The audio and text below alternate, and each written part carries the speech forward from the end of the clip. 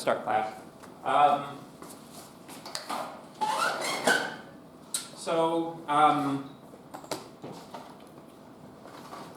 Bitwise operators. Operators that most people don't even know exist. But it's like, have you ever wondered why logical AND is a 2 ampersands?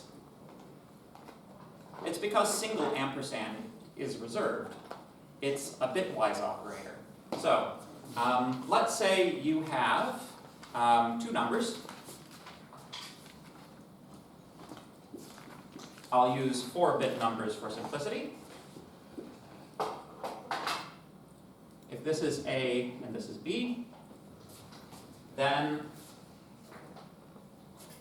A bitwise and B, some of you may be already ahead of me, it's a logical AND operation, but it operates on the bits. So, 0 and 0 is? 0. 1 and 1? 1. 0 and 1? 1. And? So 0. 0, 1. Right. Actually, I should, let me change this so that I get all represented. There we go. Now it's a truth table. Right? So that's bitwise AND. Bitwise OR, single type character. Sometimes these are different in different programming languages, but so it goes. You can imagine what it is. 0 or 0. 0. 1 or 0. 1. 0 or 1. 1. 1 or 1. 1. Right? Now you can get into a lot of like really interesting and fancy operations with these guys. I'll show you one more though.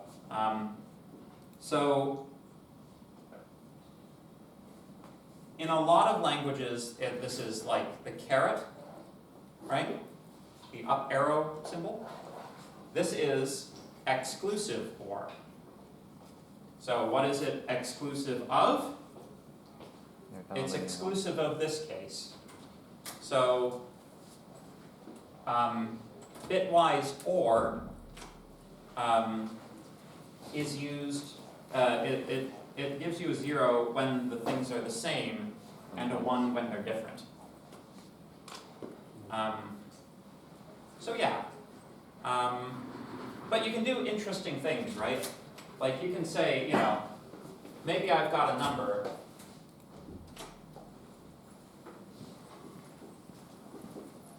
and I'm only interested in the value of like the second word or something like that, right?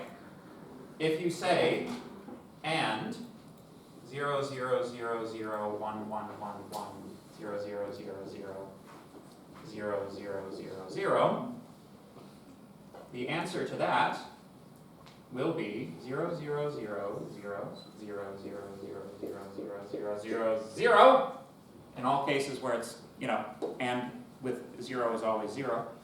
And here you get 1 1 0 1, which is a way of isolating a few bits out of a number based on the bits that you set. And this is an operation called bit masking. Additionally, you have a couple of other oddballs, left and right shift operators. So if you have something like this, and that's two greater thans and 2 less thans, and you have to specify how many bits you're shifting by. But you know, basically just bit shift, right? Shifting the other way from the same base, right? It annoys me that I chose 7 bits there. There we go. So left shift and right shift operations are,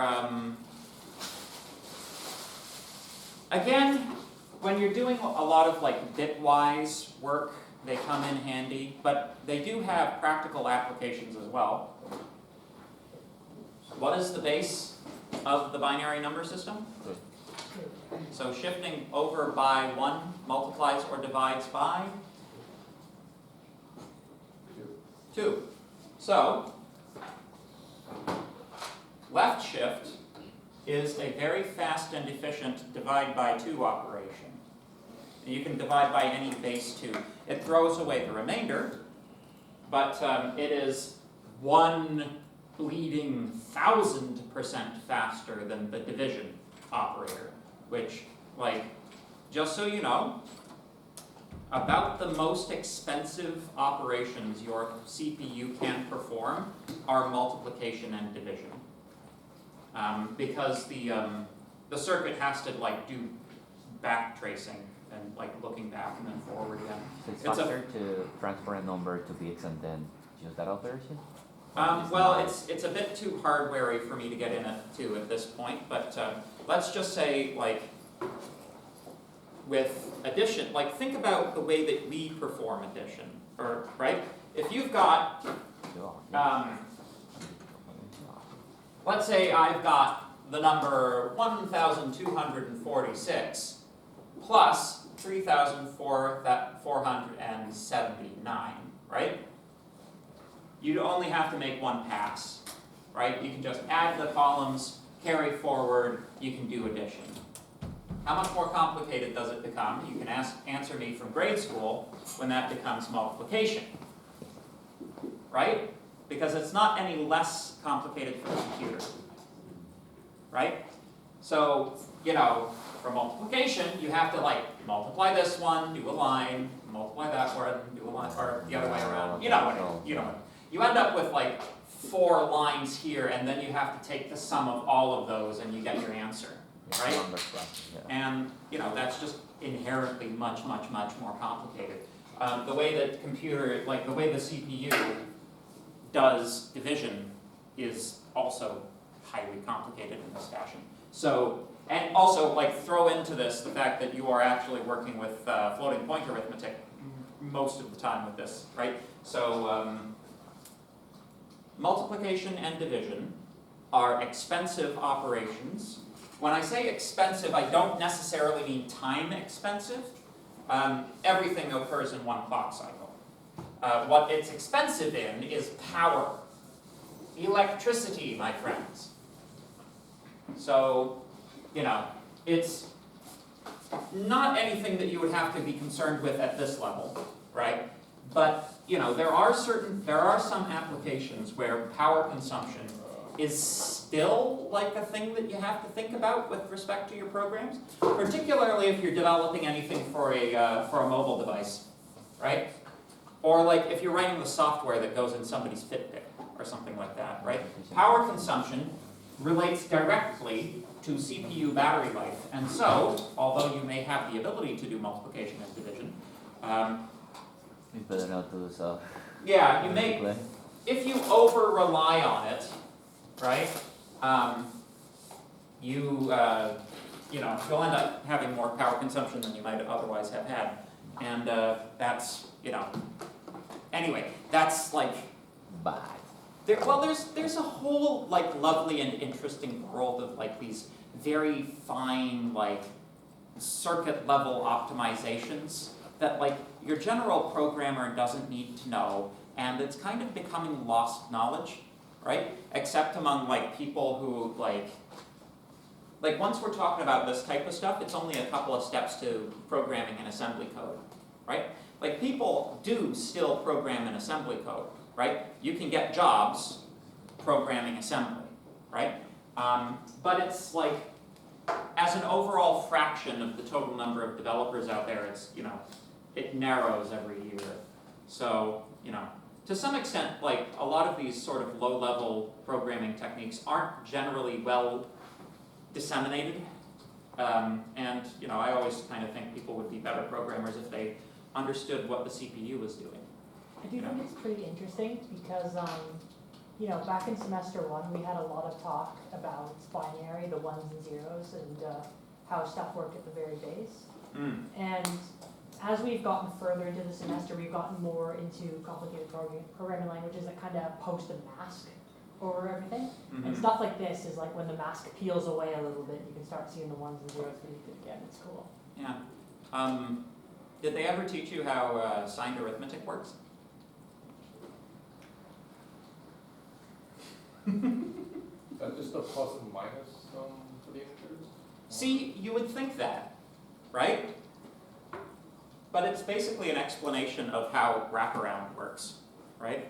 Or why wraparound is a thing, right? So I'll do this with like 3 bits, all right?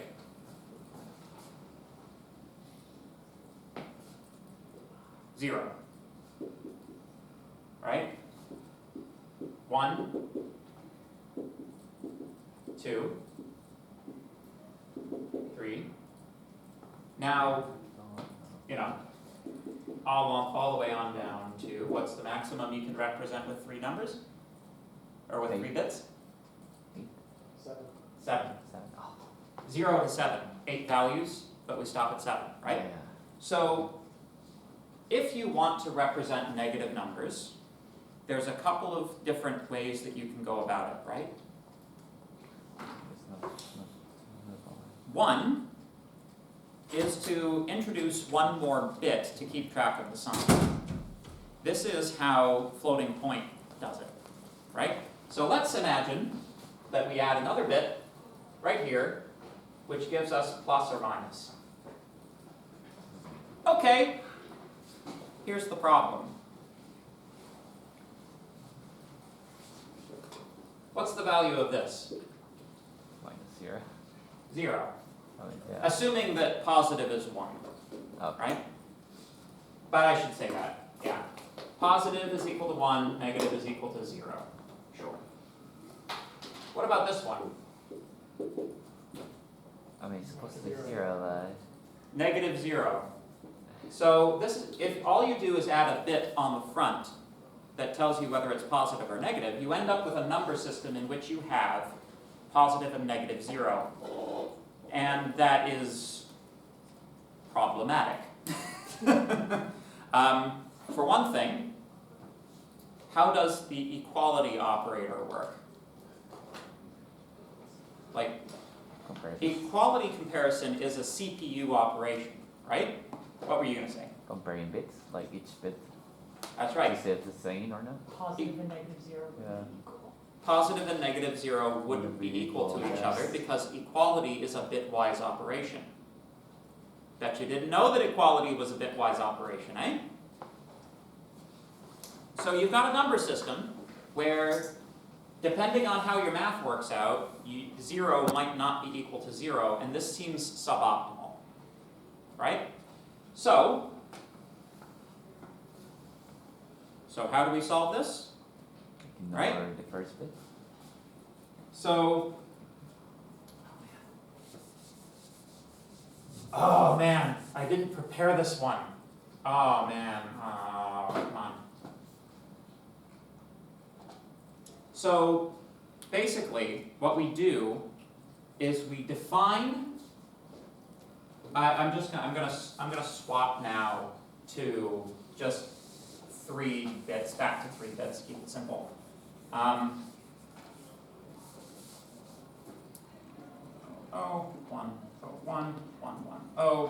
One.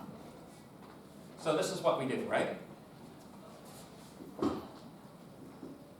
We define this guy as being the most negative number which is possible to represent. This is called 2's complement arithmetic.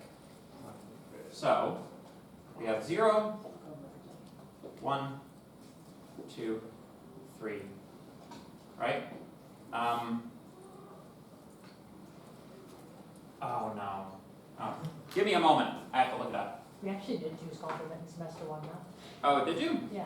Oh, okay. Although in that semester 1 was negative and 0 was positive. When Give me just a moment. More. I need to look something up. I didn't prepare this one. You're just going to a tangent. That way. Yeah, sorry, pardon me. I got it backwards. So this one is negative 1. So basically, by subtracting 1, right, we end up with all 1s. And then as we subtract stuff, we end up with basically sandwiching the instead of making the division between the positive and the negative numbers somewhere logical, like at the bottom of your train of numbers, we put it in the middle, right? So, but this isn't, like this answers a lot of like important questions, like if you take 0, 0, 0 and you subtract 1 from it, what do you get? Right? Well, what's 0 minus 1? Right? Well, you have to borrow, right? So, right? How are you guys? But now, we've subtracted 1 from here, so basically we're back in a position where we have 0 and 1 that we're trying to borrow, right? So 1, same thing happens again. We presume we can borrow as much as we want from the thing we don't have to represent, so subtracting 1 from all zeros yields this, which is equal to -1.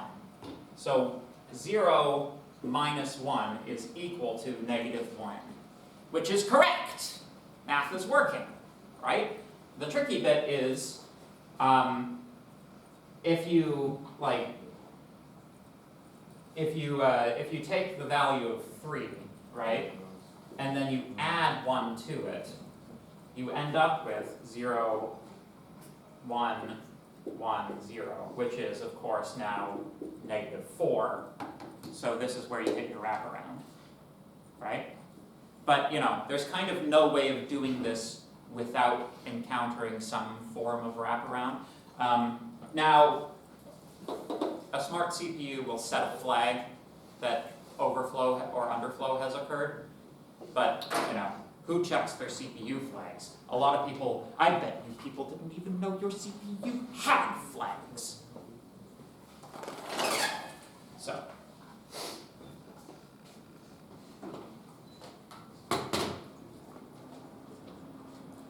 Anyway, we should probably do classing. Yeah, 2's complement, like,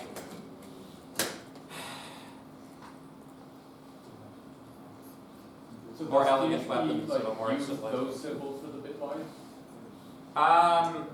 Yeah, I think so.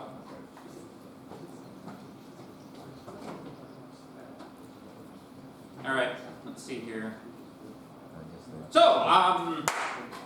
assignment 4 then. Dun, dun, dun. I know, you just got one done. Ooh, hey, I need to import it, okay. Now you guys get to see the super complicated process by which I import things from the blueprint. You go to which assignment then? Right here, copy canvas course.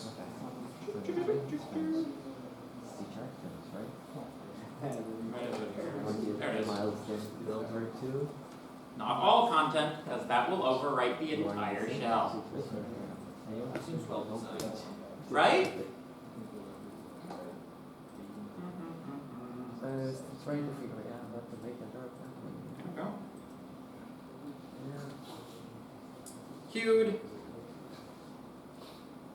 Give Canvas a moment while I ask you how your weekend was. How was your weekend? Busy Good. finishing assignments. Yeah. 3 of them. Full of assignments, really.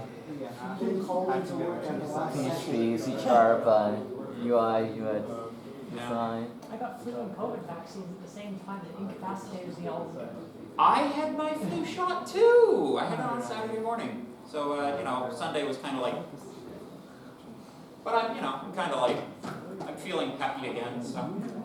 Oh man. The nurse, we went to the doctor's office because like little Theo is too young still to have his flu shot out of the pharmacy. So we were like, might as well all get in the doctor's office. And it was great, like my wife had the kids on the knee for the shot itself. Meanwhile, I'm doing the assembly line shucking the arms, right? And like the nurse said, that gave us the highest compliment I think I've ever heard. We wish all families did it like that, because like it was no muss, no fuss, right? It's just get it in, get it done, get out. And it's like, why make a production out of it? It's just a shot, right?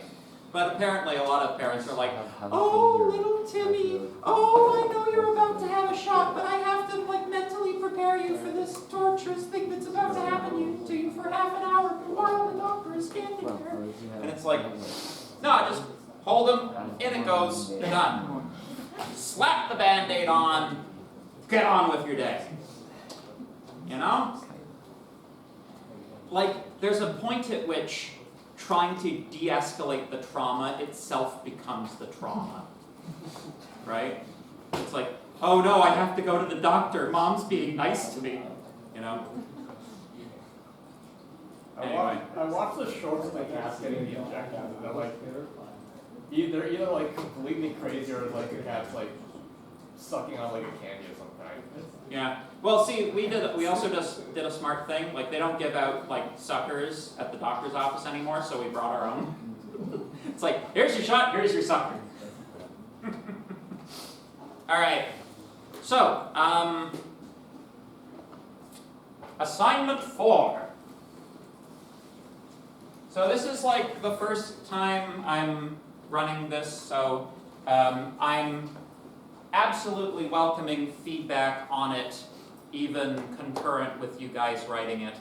If you find any like mistakes or things that need to be fixed up, please shoot me an email. I'll do my best to do updates in a timely fashion. I tried to, iron out, yes. Is it supposed to be published? Yeah, there's one. There we go. Woo! That was easy enough to fix. There we go. So I'll do my best to provide updates and everything in a timely fashion.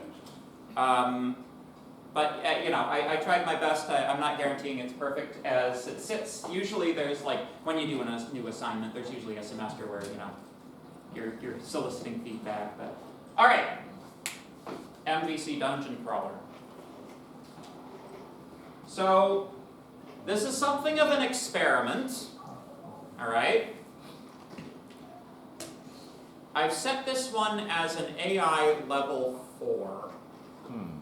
Now, what this means, AI is permitted to contribute to content development or problem solving. I mean, not that people don't allow the chatbot to write their code for them no matter what this says, but I have given my official sanction.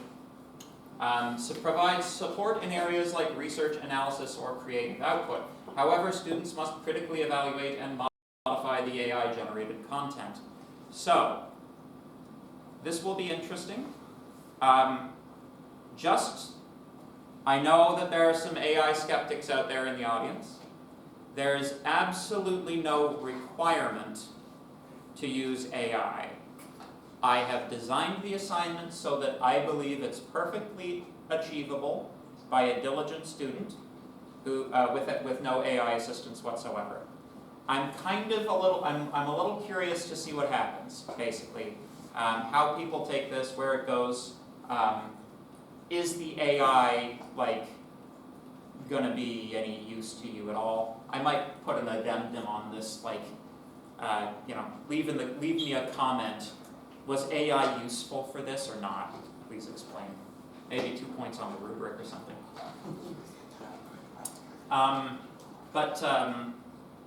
Yeah, so I'm kind of also doing this because of all of the assignments we've done in this class so far, this one is the least proscriptive. All right? This one I've left a bit more open-ended. I'm expecting everyone to rely reasonably heavily on the behavior of the example assignment, right? To figure out, what does it do if I do this? Go test it on mine. All right? Make sense? Okay.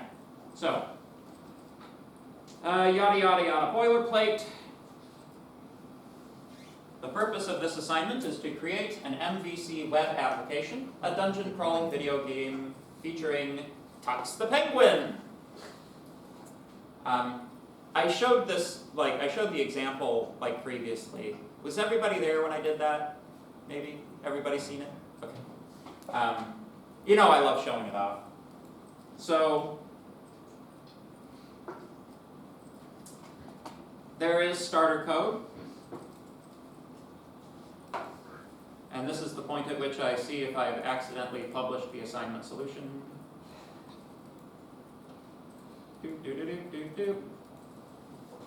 See here. Please don't be the assignment solution. Yay. Okay. It's a big problem if I accidentally publish the assignment solution, you know. So this is what you got. I have been very kind to you, and I set up a file called htaccess for you.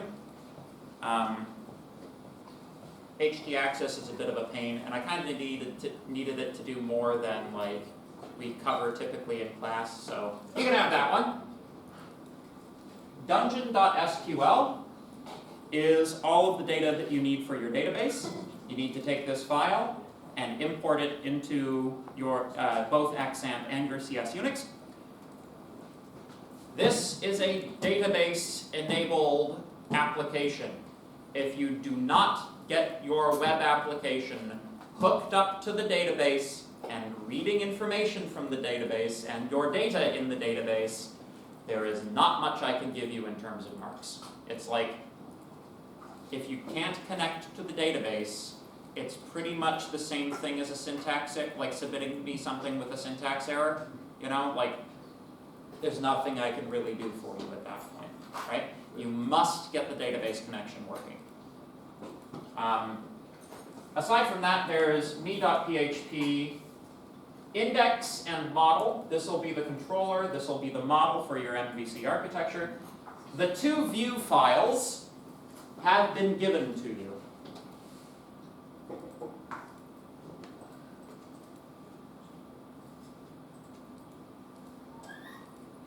So, in the same way that for the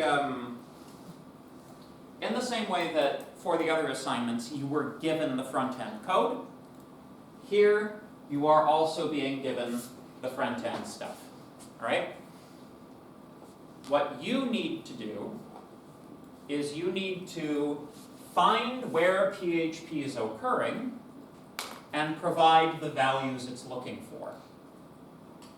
Right? This is something that we're going to be talking about through the slides that I haven't gotten to yet today. Alright? This week, this is what we're talking about. So,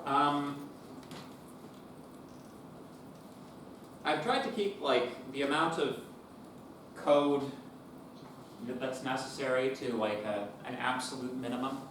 You know, like this is really kind of a minimal thing that I think is kind of neat. So, there's not a million variables to like retrieve and pass around, you know? Like things are scaled not too much larger than the sorts of things we would do in class. So I hope you guys find the whole thing approachable in that respect. A lot of it is just reading stuff out of the database. Read the appropriate record out of the database and just pass that to the view, a lot of it. So, yeah. All right. Any questions so far? Okie dokie. So, you are forbidden from altering the front-end code, the two view files. However, you may modify the contents of the SQL database. See below. So basically, the database encodes the dungeon layout and the encounters that you find. So if you guys want to, you know, have a little fun. I know nobody has any time for fun, but if you want to make your own customized stuff, you may. Make me a dungeon. I've given you a dungeon, but you can make me a dungeon too.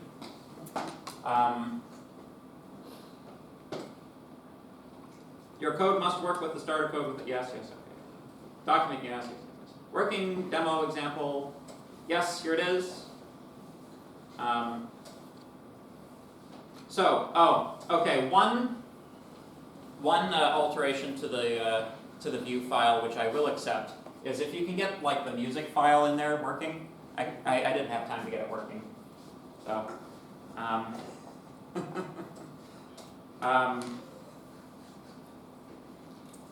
It's pretty good. The music file in there. A good friend of mine, professor in the department, Simon Dalton, he used the thingy to generate it. So basically, all of the art assets, almost well, a good chunk of the art assets are done with the AI. Yes. So. What follows is a higher level specification of the program than we've had previously. This is intentional.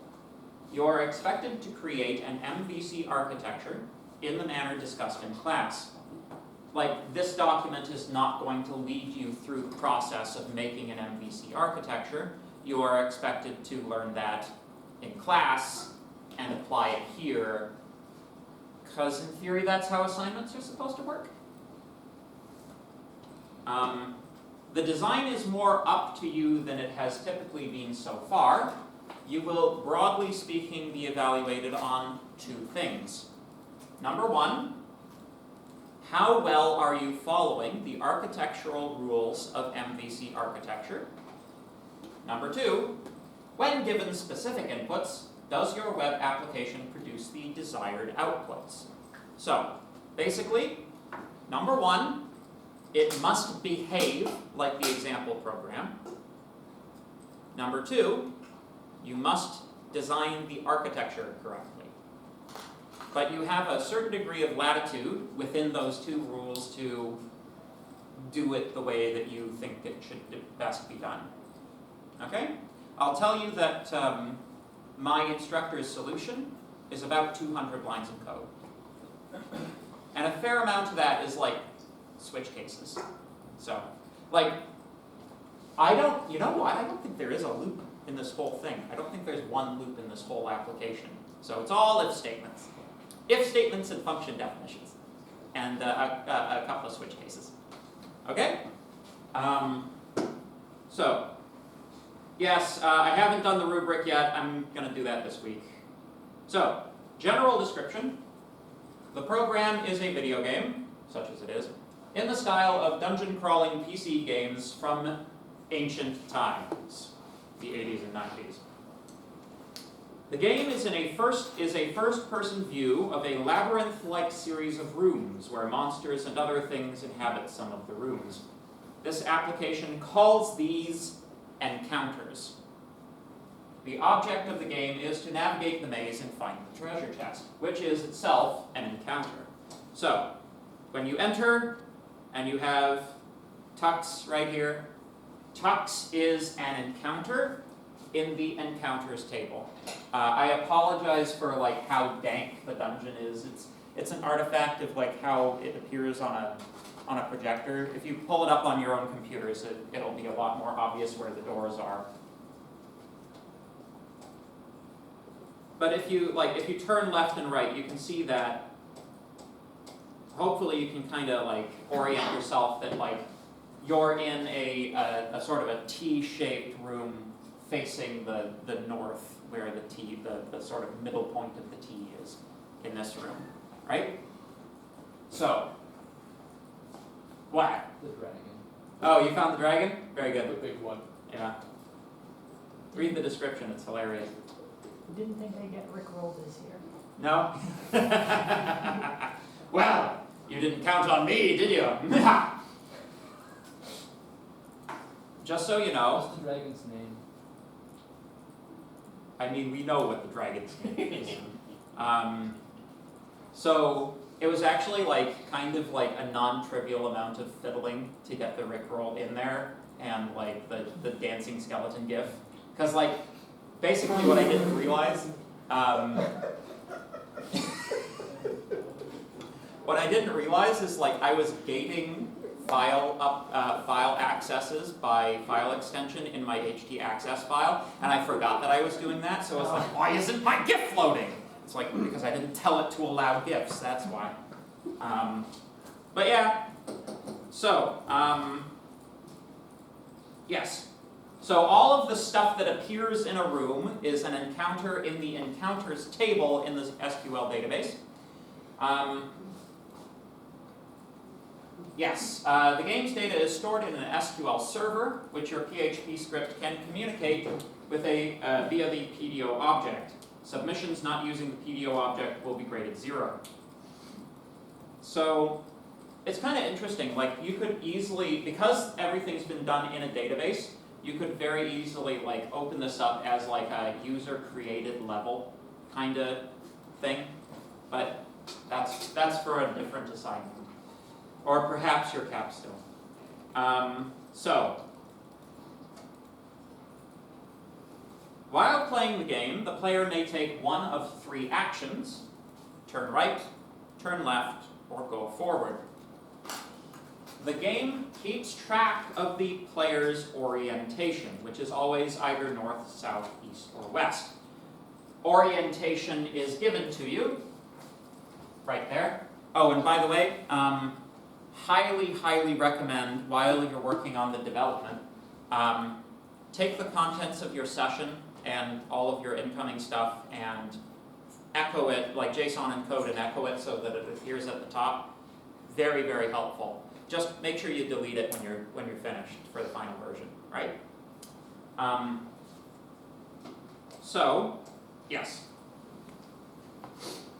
So orientation is always north, south, east, or west. And the rooms, also, which rooms are right, left, and forward, and also, which rooms are in the right, left, and forward positions with respect to the player's orientation. Yes, that's also something the game keeps track of, right? So it's like, I got this diagram, okay? I made a diagram. If the red arrow is your orientation, if orientation is north, then the north room is forward, west is left, east is right, right? If you right turn from this position, right, you're facing west, so west is forward, south is left, north is right, right? And when you like pick a room file, a room image to display, basically what you're testing for is there a door forward, left, and right from my current position, right? If there's a door to my left and my right, but not in front of me, there's a file that you pick to show. Does that make sense? I'll show you the files. They're in the thingy. Images, areas, right? So, this is a little unfortunate, I'm sorry. This is like the version where, I need to extract it. Oh man, I might actually just do a re-upload then. It's supposed to say forward, left, and right instead of north, east, and west, because that's confusing. All right, I'll fix it. But this is like forward, left, and right. Forward, left, right. You have doors, right? If you have, just north and west, just forward and left, just forward, just left, right? So the idea is that you are constructing the string, which is the file name, based on which doors exist and which ones don't. Does that make sense? Hopefully it'll make sense once you start getting into it. But if you want like string manipulation problems, the file names can be a string manipulation problem. Like it is possible to do it with just like a huge cluster of if statements as well, but treating the file names as strings that you construct is like the more efficient way to do this. Make sense? Any questions so far? You're all very quiet, except for the giggling. All right. I'm sure I'll get plenty of questions as things go around. So basically, oh, yeah, that's also it. Ah! All right. I have right turn twice. Gah! Oh well. So yeah, like in the thing, notice turning left changes your orientation west, then south, then east, then returns to north. Right? Making sense? Good.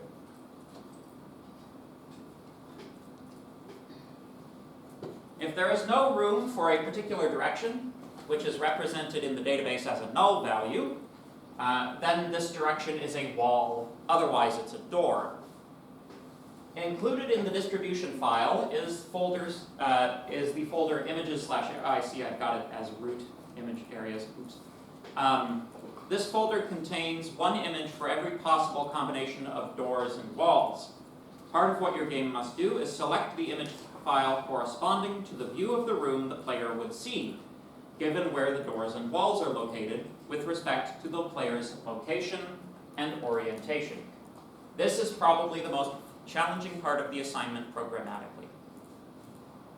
The game itself is stored in an SQL database that your web application must interact with. See below. So, as an early Christmas present, I have given you the htaccess file. I'm just going to skip through it, but basically, here's the list of like file extensions that I didn't have GIF in. So, this may also have been the reason that the music file wasn't loading. So you guys might have better luck than I did. Yeah, there's a short description. I'll let you read that yourselves. Database tables. The application makes use of two tables, rooms and encounters. The rest of this section may be considered a data dictionary. So, in the rooms table, we have level, room ID, north, east, south, west, and encounter ID. Level is not used in this program. Basically, if you wanted to do like a tower, like a dungeon with multiple levels, I left a thing in there for that, but you know. This dungeon as it sits doesn't support that because it was already complicated enough, so there you go. Room ID, primary key. North, south, east, and west are all foreign keys, but they're referencing the room table, right?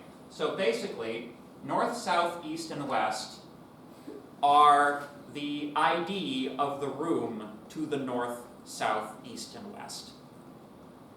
Right? So, in general, in general they are where you would expect them to be, but every once in a while, it gives you the ability to do like weird little jumps and warps in the dungeon, right? Which a couple of you may have found the corridor with the sign, right? There's a corridor with a sign that says turn back, and like if you just keep walking forward, you'll be stuck in there forever, but if you actually do what the sign says and turn back, that's the only way to go forward. It was just a little joke. Just a little joke, but that's basically, this is just a dungeon full of jokes, so. Anybody find the rock monster? Yeah. So, we also have encounter ID. This is a foreign key to a, entry in the encounters table for that room, right? So if it's null, there's no monster in there. If it's not null, there's something in there. The encounters table has a primary key, obviously. It has an image, which is the name of the image file, corresponding to that encounter. Image width and image top and image left, which are all used by CSS for, actually positioning the image. By the way, did you guys notice?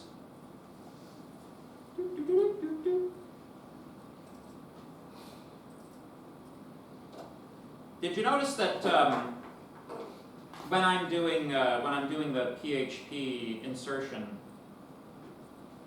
not all of it is in HTML. See? I'm inserting values into CSS using PHP as well. You can do JavaScript too. I don't necessarily recommend doing it with JavaScript, but yeah. So like anything in the file can be substituted using PHP, not just HTML. Okay? So, and then dialogue, a rather long string which gives the encounters spoken dialogue. In the case of, you know, certain dancing skeletons, that can end, that's up to and including like embedding iframes and stuff. So, application programming interface. This is something that we're going to get into a bit more as we, you know, as we continue on with the lecture material. So, basically, you have a number of different things coming in through the URL. Rather than accepting get parameters, like using query parameters according to the way we've been doing things so far, you're going to have to extract the command which is being asked for from the URL itself. This is something I'm going to teach you how to do in the next week or two. We may even just skip ahead and do that first, because like you can't really start working on the assignment without having that much. So like otherwise, how are you like knowing what command is being issued, right? So we'll take some time and do that. But basically, there are 4 commands. Start, turn right, turn left, and go to. I know go to's, right? But here's a little hint for you, all right? In the published version that I published for you, normally you would do a check to make sure that you were going to a room that was adjacent to your current room. For you, and for the purposes of debugging, I believe I disabled that. So you can actually warp to different rooms in the dungeon by like saying go to room 2. Yeah, and that works, right? But for your final versions, I expect you to be able to, I expect you to lock that down so that you can't just arbitrarily warp around, okay? Sound good? So, description of views and when they should be viewed. Before a start command has been received, this is what the player should see. View.entrance.php. View.dungeon.php. After a start command has been received, this is what the player should see.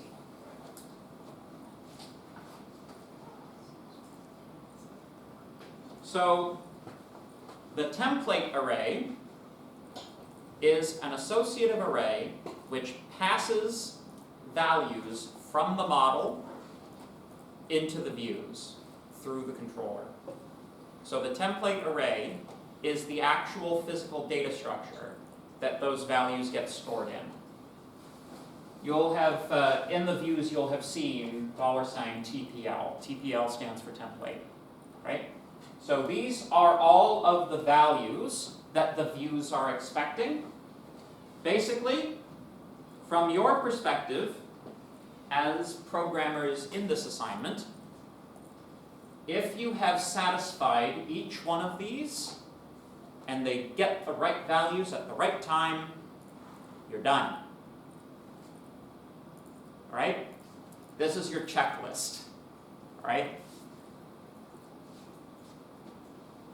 So, and I think one of them I even give to you, possibly. Maybe. We'll see. So, you will also require a session. So the session is absolutely necessary to keep track of the player's location and orientation inside of the dungeon. But how you do that is, broadly speaking, up to you. In general, the purpose of the session is to track the progress through the maze of each individual user. Because we are using a session for this, any number of people could be crawling the dungeon simultaneously. Therefore, any information pertaining to a particular player's run should be stored here and not in the SQL database. The following things are useful to keep track of.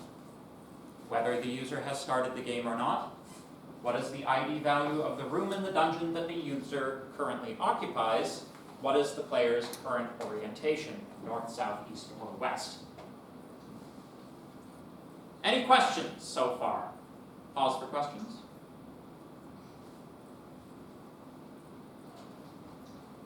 So, recommended approach. This assignment might look intimidating. This is kind of the feeling that I'm getting in the room at the moment. But if you break it down into smaller tasks, it's a lot less intimidating. Here's one approach that you could take to completing it. So basically, you know that thing that people do where they like feed a thing into the AI and get the AI to tell them the steps to do it, right? Here's my official version, all right? By the way, I wrote this myself. So, number one, set up the template array values necessary to get the entrance view to work. Without an entrance, you have nothing. Get the, step 0 should be like, well, actually, is connect to the database? It's probably 7. 7, yeah. 2, get the index file to import the model file and the entrance view. 3, create the switch controller and first implement the start API call. 4, leave the dungeon background as a dummy image and make sure the session values are doing what they're supposed to do by echoing the state of the session. Like, get the data working correctly before you worry about the thing that's generated from that data, right?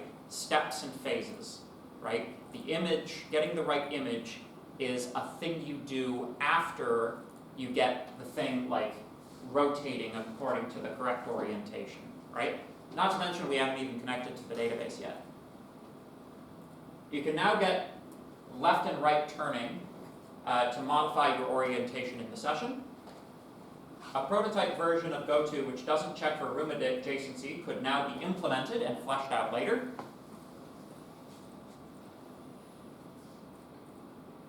You'll now need to connect to the SQL database and load room information. Getting this, you can check which walls and doors exist relative to the player's orientation. From there, select the correct image file and populate the relevant item in the template array. So 7 is kind of like this, like, you know, chapter 7 is like the one that's like half the book, right? This is my Council of Elrond, all right? Lord of the Rings. Anybody actually read The Lord of the Rings? Yeah, good. Long time ago, yeah. 8, I recommend stopping at this point to debug before you address encounters. 9, adding encounters is as easy as looking up the table entry if it's not null, fetching the record, and dumping it into the template array. So, there you go. General advice and comments. The instructor's solution of the model file is about 140 lines of code, and of the controller is about another 40. Only 40 lines of code. Come on, you guys can do that. Filtering the database output is good, but you'll break 1 or 2 surprises if you do. You guys know which ones. There's an audio file, and yeah, blah, blah, blah. Yes, there's not one loop in this whole assignment, at least in the instructor's solutions. Yes, and you can design your own encounters and your own dungeons and stuff. All you have to do is like modify the data in the table. And then submission instructions. So, note, porting to CS Unix is definitely going to break all of your image links and URLs. You need to fix these errors on CS Unix before you consider your assignment complete. If your assignment doesn't run on CS Unix, it's not getting any marks no matter how hard you worked on it. So, make sure when you port it to CS Unix that all the files load, right? That you didn't, this is actually the purpose of the base path element of the template array. So I've given you a value in the template array. You just have to set that to the new correct value for CS Unix and everything should work, right? But double check.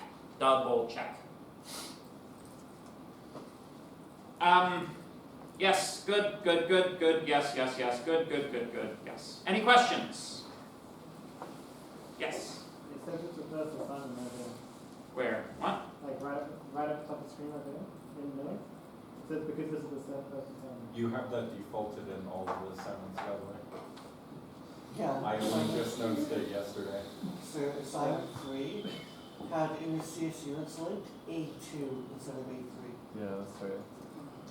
Okay. Somebody emailed me all these. Blah. Consistency. Who needs it? You guys get the gist, right?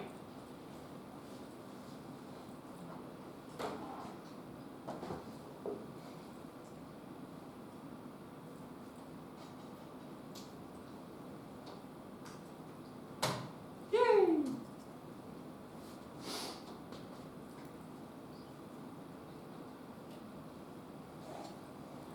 All right. And yes, December 5th is correct.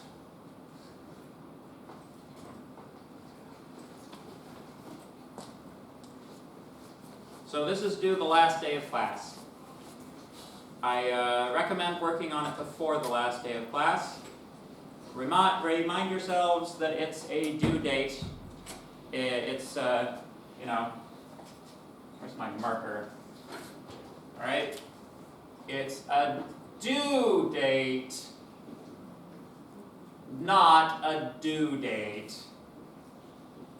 Okay?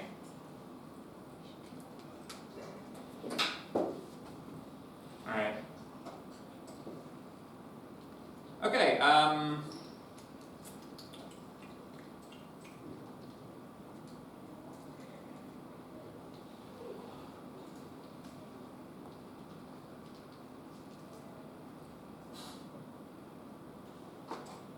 alright.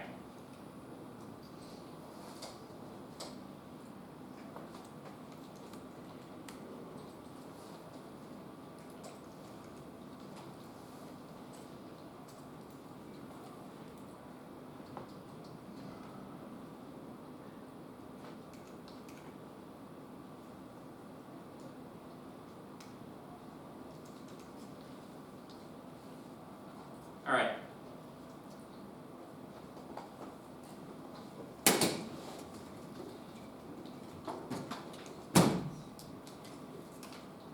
So, question.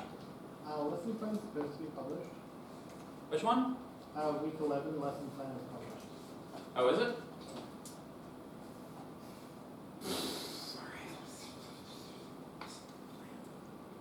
Who needs lesson plans? Get out of here. No, we're not gonna, don't, no. Absolutely not.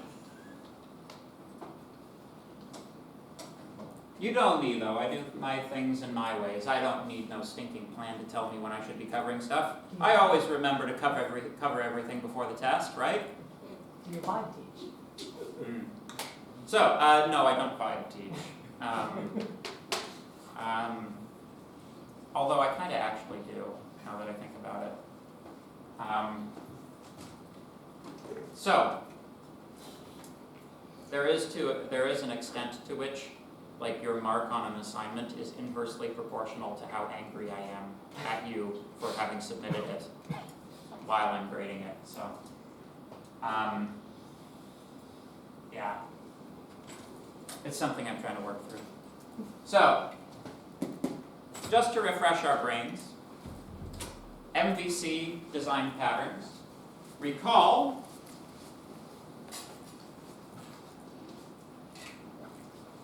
with MVC architecture, we have the model, the view, and the controller, MVC. The controller is the central point that all packets enter and all packets leave from, right?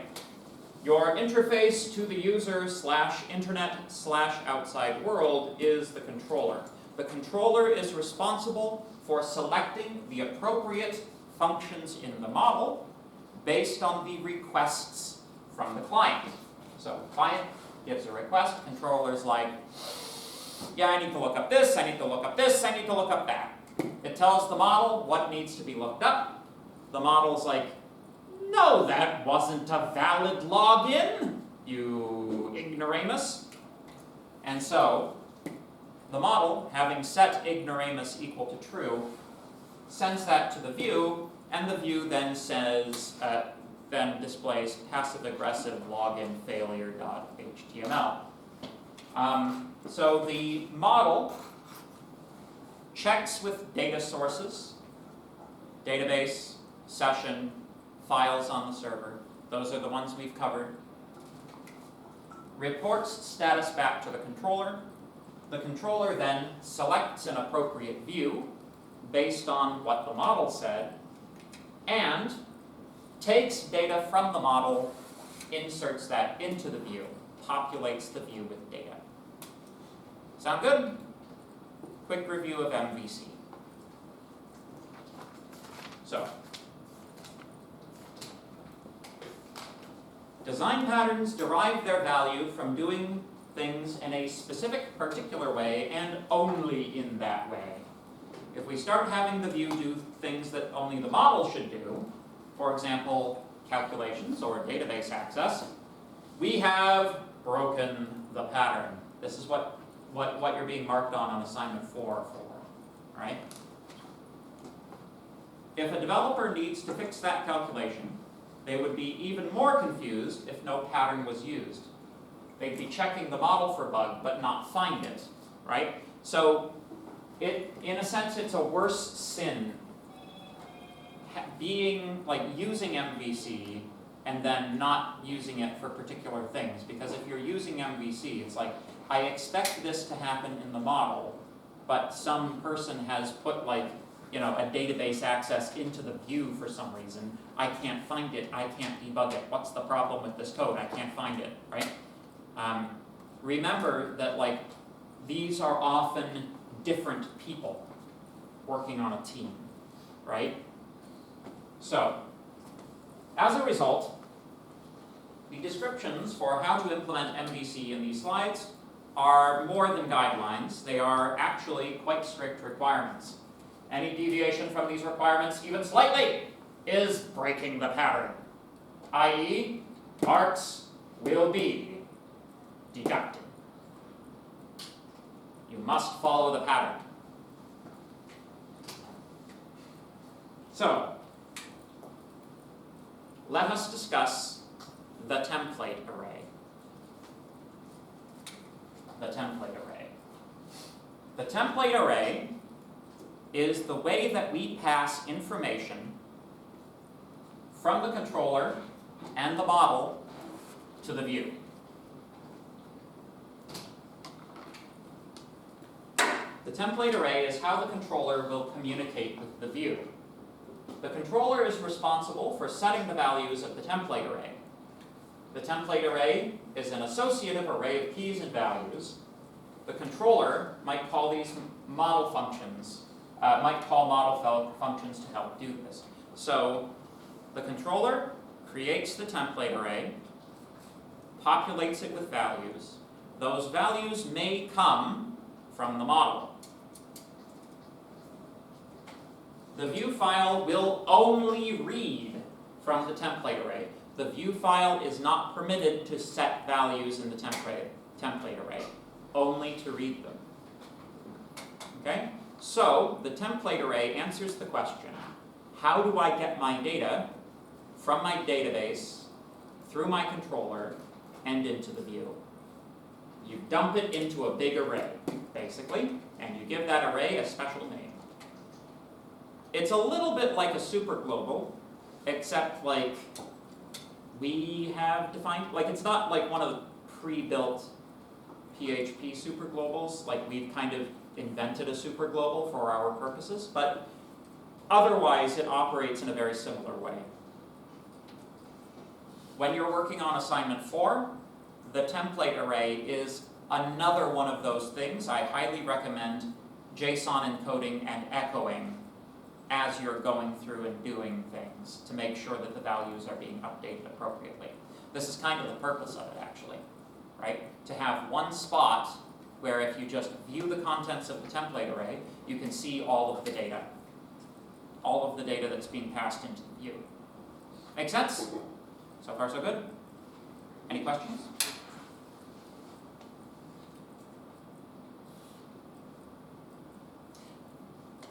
Can I tell you one of the real reasons that I set this as an AI level 4 assignment 4? I'm skeptical about how much help it will be. I don't think it's actually going to be that much help. Basically, like, we'll see. This is kind of the experiment. Because I know someone's going to try vibe coding their way through assignment 4, right? So it'll be interesting to see if, like, how far the vibe coding gets you, right? Because, like, basically, like, there's kind of an inextricable problem in computing. Like, people have for many, many, many decades been trying to reduce the amount of effort it is to code things, right? Because it's hard and it's difficult. But there's an inextricable problem, which is the amount of information that must be expressed. There's like a floor on that, right? Like, at the moment it seems, that floor is, you must tell the AI everything about this assignment in such detail, right, that it generates code for you that works with the code that I've given you, right? I'm interested to see if people find that possible, right?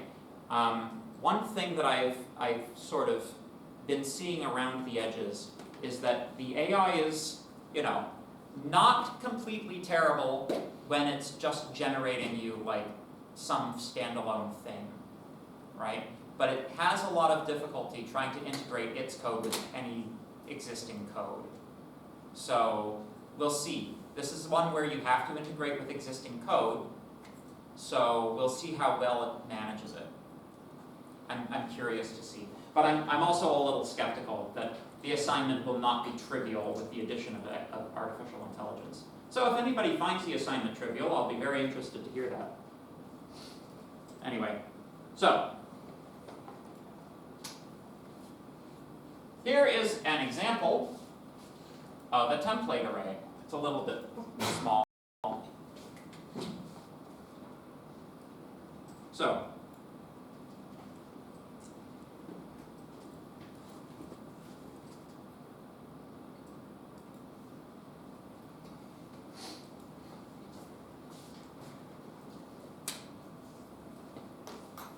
we have keys such as success messages, a Boolean indicating whether or not the success message should be displayed. Why is this a 1 in PHP?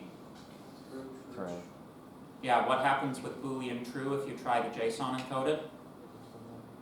It turns into 1. How about false? What happens to false when you try to JSON encode it? No, nothing. Empty. Empty string. That's right. So, although these are nominally Booleans, you really should be using 0 and 1 to indicate Boolean values in PHP. It just saves a lot of time and anguish. How many comments to display?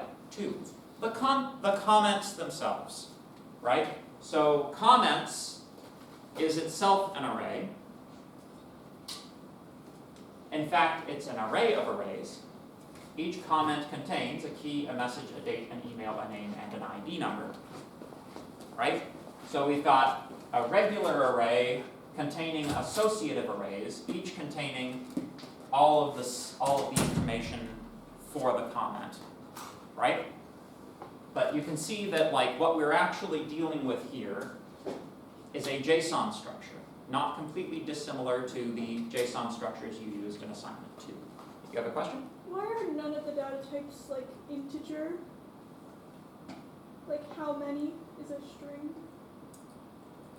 Yeah, that's actually a good question.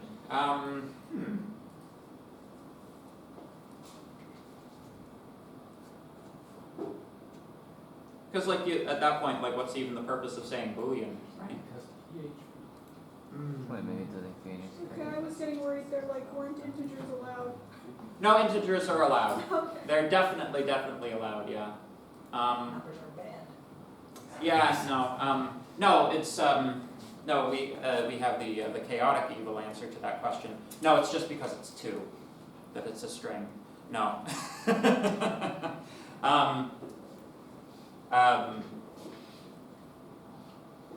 Oh man. Maybe because There was like a recent XKCD cartoon that it was like, you know, undergraduates asking about quantum entanglement. It's like, does quantum entanglement means I have a soul? It's like, that's the question. And it's like, the good answer is like, well, no, science reasons. Also bad answer, yes, science reasons, pseudoscience reasons. Chaotic evil answer, only true for professors, not for undergraduates. Anyway.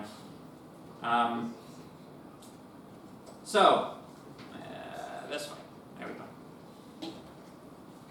So basically, the template array is a great big JSON that you dump all your information into. All right? In assignment 4, I've given you like what the values you need to have in there minimally are. Those are the only ones the views are looking for. So those are like, from your perspective, those are your outputs. Those are the outputs of your code. But this is correct, because this is how programs get written in the real world, right? The template array, a thing like this, will be the subject of debate and agreement between teams, right?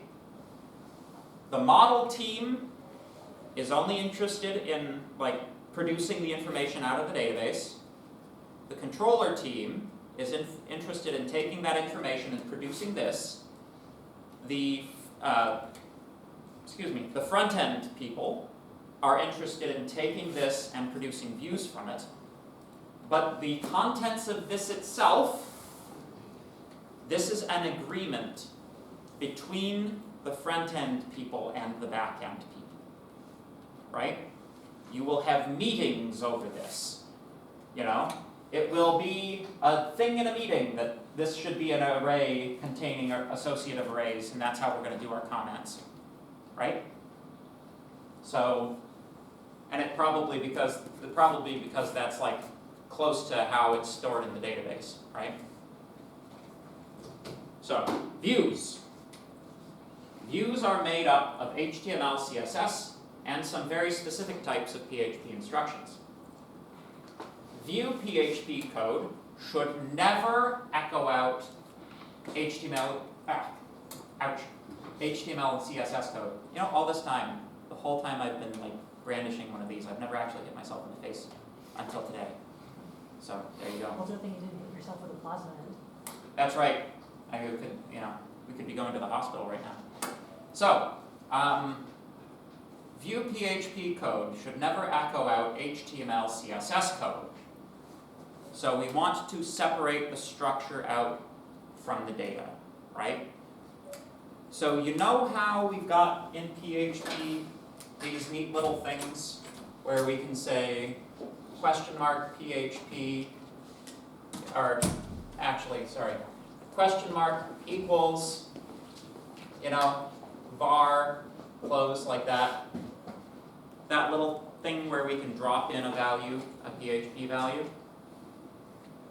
That's what you use in views, right? To output HTML tags this way is to not respect the division of labor, right? Is PHP best at HTML? No. HTML is best at HTML, right? So you're dropping a lot of things like this in. You're including maybe a couple of control structures for iteration, and that's it. Vue PHP code should never perform business logic or calculations. Basically, that's all you should have. It's echoing and particular ways of producing echoes, right? You're not actually calculating anything in the view. Vue PHP code only deals with the template array and only does very specific operations with the template array. Vue files can just assume that the template array is present and populated with the values it requires. So that's the other thing. The view doesn't have to check to make sure that the template array was correctly populated, right? It should just be so, right?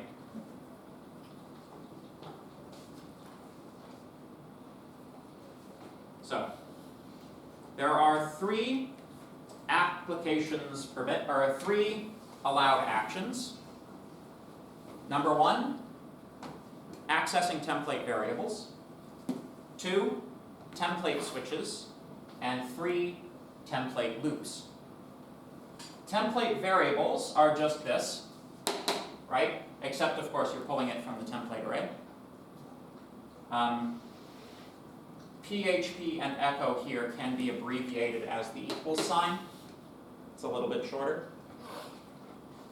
Template switches are if statements that check a Boolean value in the template array and decide whether a segment of the view is displayed or not. So note, we have an if statement, but literally all we're doing is checking a value in the template array anyways. So, the predicate itself, the condition that you put in the if statement, should be set by the controller, right? Even your if statement predicates are kept ultra simple inside of the template array. So far so good? Right now I'm talking to you about the design of the documents that have been given to you in the assignment that you don't actually have to do anything with. So, for example, we have a report heading. If TPL display error, then we have this div containing an error file contents not found, close PHP brace. You guys remember that you can do this? Right? We pop into PHP mode only so long as we need, you know, we're setting up our if statement, otherwise we're in HTML mode. Make sense? Any questions? So this part doesn't count as the outputting the HTML, CSS as view, like once we pop out of that. That's what you meant, right? Yeah, so if you take a look at the contents of these PHP tags, there's no HTML in them, right? That's the test, right? Let's say that you had in PHP, you decided to save this div itself as an element of the template array, right? Like your model created this div, right? That would be bad and wrong, right?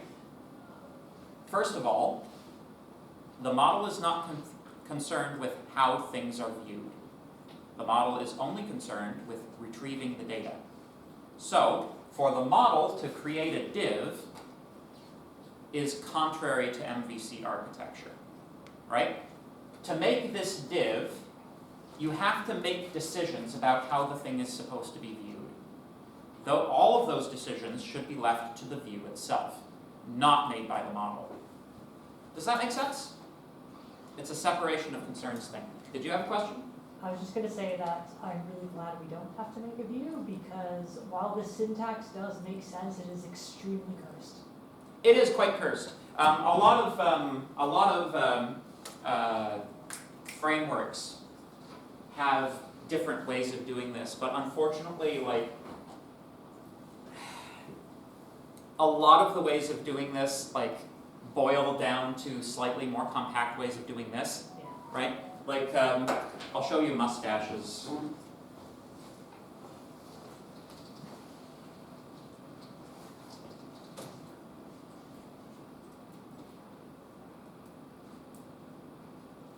Mustache.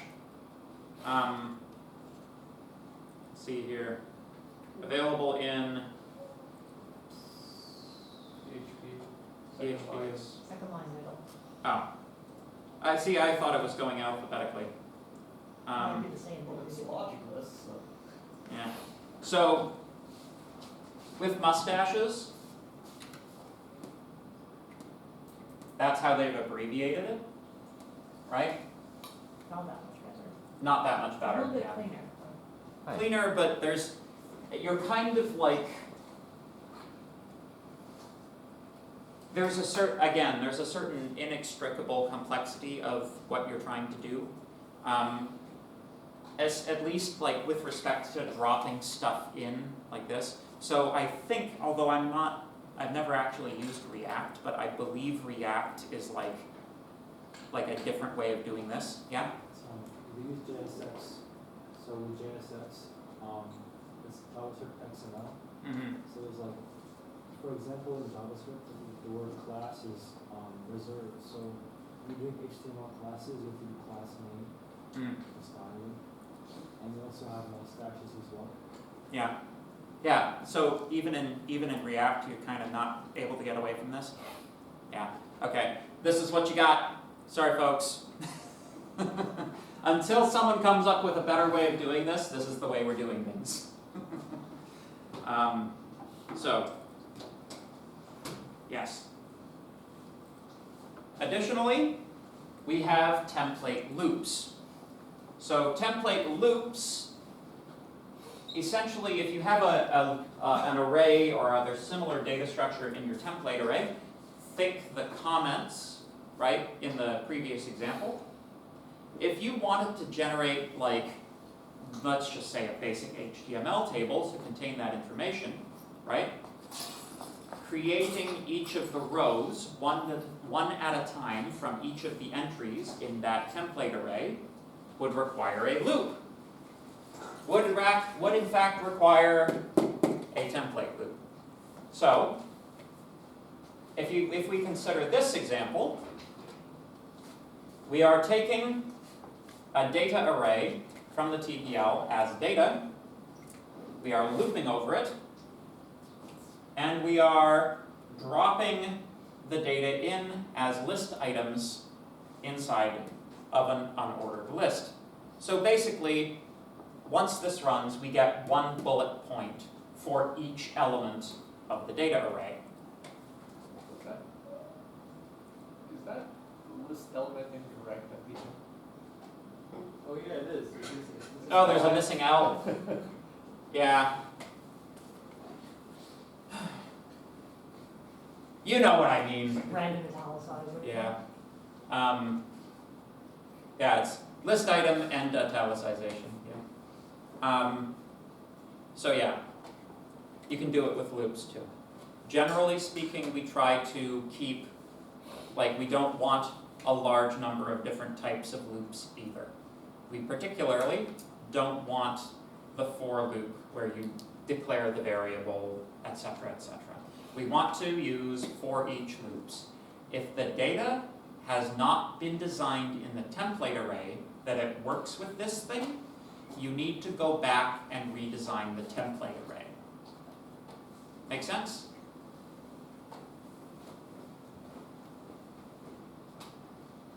Okay. So much for that. So,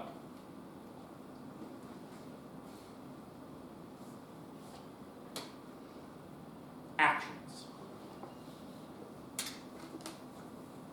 Actions, I think in the assignment I call them commands, but they're basically, you know, modes of operation, right? I think command is a good word for it.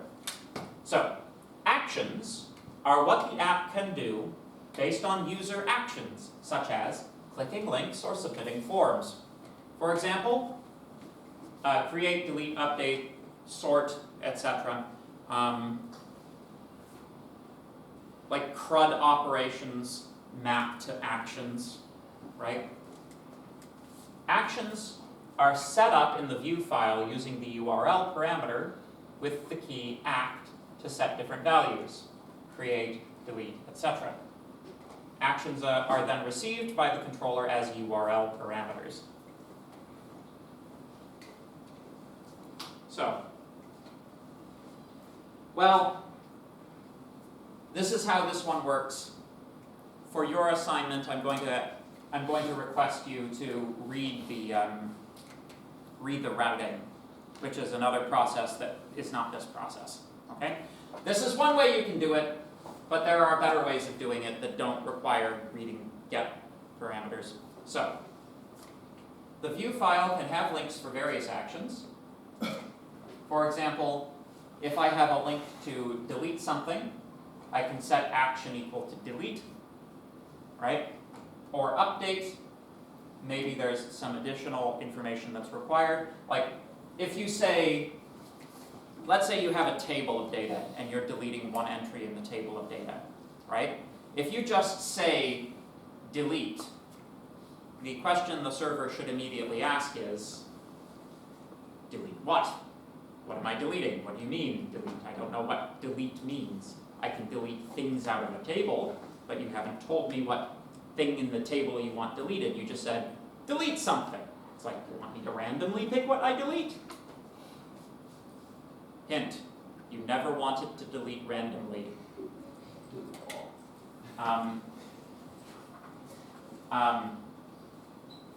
Actions can also be in forms, right? So you may not know this, but anywhere you're setting a URL or requesting a resource, you can actually attach query parameters there. So,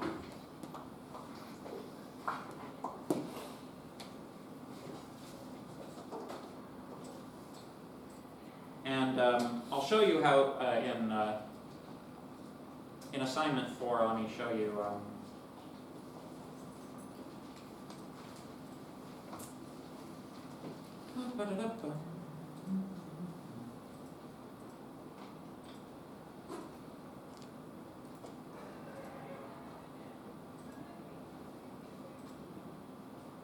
Come on. These stupid little arrows in the mouse that doesn't really work. Here we go. Okay. So it may surprise you to learn that like this whole thing doesn't require one lick of JavaScript, right? But I'd like to call your attention. That's going to be so tiny. Can I blow that up a little bit? A little bit. All right. So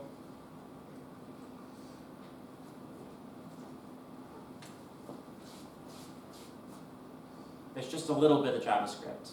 This is the way that the links are working, because like the buttons are divs, you know. So on click, I'm setting window.location.href to more 10.260 A4 turn left. And as you can see, if I click that in the URL at the top, that's what you get. Turn left. See? That's how that URL pops in.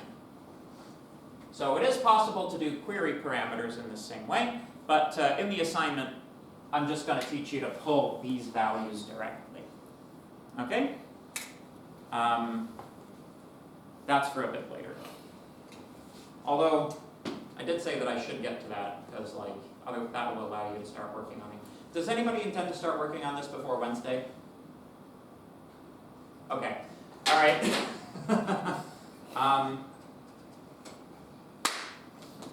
All right.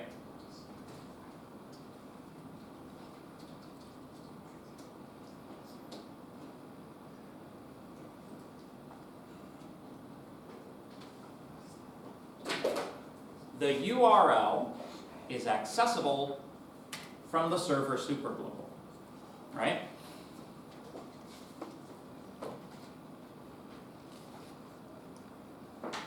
The one that you're looking for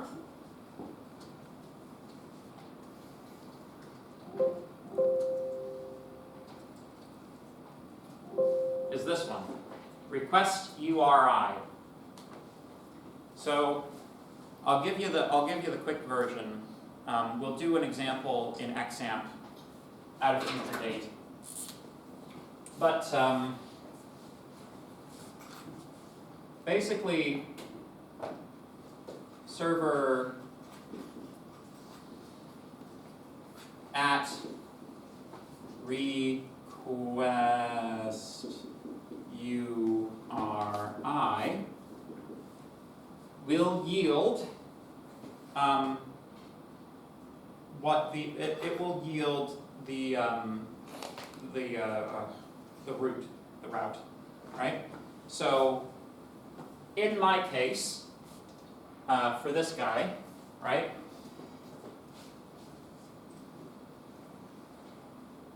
The highlighted portion at the top is what this will correspond to. So Moore/10/60/A4/turn/left. But it gives it to you as a string, right? So hopefully everybody remembers from going through the solutions to test to the midterm. How is it that we can pull these values? We can explode it. That's right. So if we take that and we explode on the /, that thing, we end up with an array, right? Where you get like empty string, because like this is empty before the slash, right? Then we get more, I'm just going to leave the quotes out, 10/260 A4 turn left. Then, taking this array, these will always be in the same position. You check to see if this says turn and that says left, and that allows you to activate turn left, right? Using, like the other command, goto is very similar, except this one will be the string goto, and then this one will be some number. Although it's expressed as a string, you interpret it as a number, right? You filter validate int on it, and then you use this as like the room that's being requested. Does that make sense? And that's how you read these guys in. Again, we'll do, when we have a class with a bit more time in it, I'll do an example in XAMPP for you next class, okay? But this is like the way that like modern APIs do things to a great extent. I'd like to like just call your attention.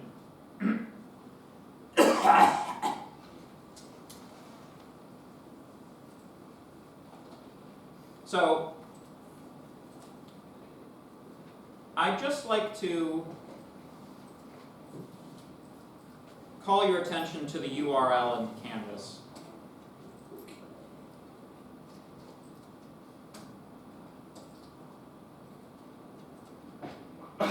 Right?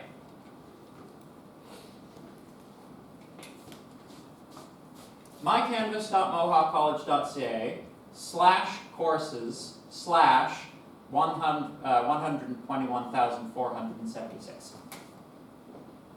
Let me ask you a question. Do you think that there is a folder on a server somewhere with 121,476 folders in it, subdirectories. Probably not, right? And we certainly don't have subdirectory files, and within that very, very specific course number, you know, what is this, 24,691,767 individual files in this course? Not probably. What are these? Sort the numbers.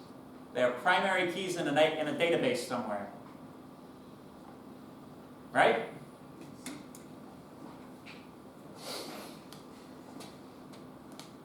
Part of the problem with Canvas is that this isn't a cryptographic string. You can, in theory, navigate to courses that you don't have permission for by just modifying this. Want to see something? Want to see me almost break it? I've tried this before and it almost breaks Canvas. Will they know it was you? Probably. Course 0. Who actually wrote my Canvas? Because it kind of has designed by a student energy. Right? This is course 0 on Canvas. First of all, I was able to access course 0. That's number 1. Number 2, institutions suspended. Your school's Canvas account is temporarily suspended. Please contact your Canvas administrator. This might be alarming if you thought you were logged in for Mohawk. Right? But no, you see this here? That little icon? That's like their icon, right? This is like a page that doesn't work, right? So that's like what their default stand-in, your school icon goes here thing looks like. I'm looking at their template, course 0. Right? Now here's a little bit of fun. This I've never actually tried. Course 1? Yeah. So that one's a 404. Probably because it's a school that's not our school. But yeah. I dislike Canvas intensely. Yes? Part 1, there's 1, 2, 3, 4, 5, 6, your access is denied. Yeah? For the course 1, 2, 3, 4, 5, 6, Oh yeah? the access is denied. Ooh. 1, 2, 3, 4, 5, 6 you say.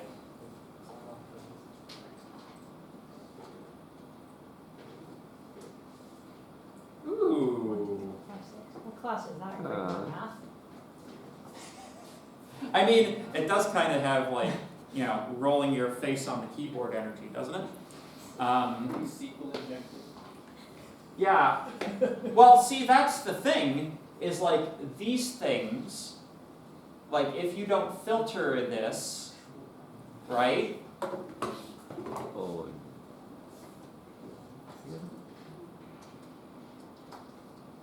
Oh, Let's see if we can do it. That would be so funny. You can see the semester. So Yeah? if you look at the top left of the page when you do the course, you can see the semester that course was in. Yeah. I'm not seeing it here though. Alright, I'm gonna try this. Boop. Page not found. Well, damn, you go. I mean, not the error I was hoping for. Right? Let's just say, that's as far as I'm willing to go. We're not, you know, I have taught you more types of attacks than that. I think that if I went any further, it might be crime. I might already be over the threshold. So I'm gonna stop trying to hack Canvas. However, I will note that I didn't get the error I was hoping for, right? A 404 page not found in response to an XSS attack probably not what I was looking for. So, yeah. So that kind of leads me to another point, though. You probably won't get into too much trouble if all you're doing is comparing these to other values, right? Compare this to another value to see if it's equal to go to. You probably won't get in too much trouble that way, but this bloody thing, where's this heading? Database. It's heading right to the database. So what happens if that's got an SQL injection attack and you haven't filtered it like I told you to? I suppose. Well, the fact that there wasn't a pop-up says. I don't know. The fact that there was no pop-up because the XSS means that they can filter it somehow, they just don't do it properly. Well, no, all that means is that the course ID number doesn't appear on the page anywhere, so that wouldn't have been produced in HTML unless that were the case anyways, and that's not the way they do them. So, yeah, no, I perhaps deliberately used the wrong sort of attack. So I will not leave that as an exercise to the reader. Do not hack Canvas. You're turning us evil. I'm trying to not, but it's so difficult. Evil is right there. Evil is right there. All you have to go out and do is take it. Now it's yours. One of these days you're gonna come in with a Darth Vader helmet. Yeah. I think he more has Darth City or something. Yeah. No, How do you feel about Force Lightning? If I was a Sith, I'd be one like nobody ever heard of. It's like whoever the Sith is that like manages like the scheduling of like the evil wizards meetings. That's the kind of Sith Lord that I would be. All right. I hope we've learned something today. Hope we've learned a few things. How are you guys actually feeling about assignment 4? Yeah? Still manage. Yeah. Hopefully after Wednesday's class you're feeling like you've been taught the stuff you need to know. Yes? So, there's only one control. Can we have a bunch of models, or do you want us to just do that in one file? So you should, it's fine, I guess, to split your model.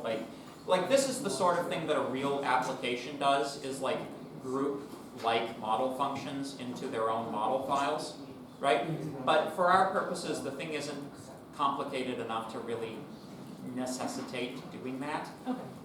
It's only 140 lines of code if you're doing it the way I did it. Mine might be a little compact, but you shouldn't need to, but if you want to, then I would encourage you to. So, yeah, I can think of 2 groupings that you would do. One is like the direct database access stuff, and then the other is like the session manipulation stuff that's kind of more like the rotate orientation stuff, that type of thing. Question? Yeah, so basically for this assignment, we really only have 2 PHP files to work on, and that's the model and the index, and that's it. Yeah, pretty much.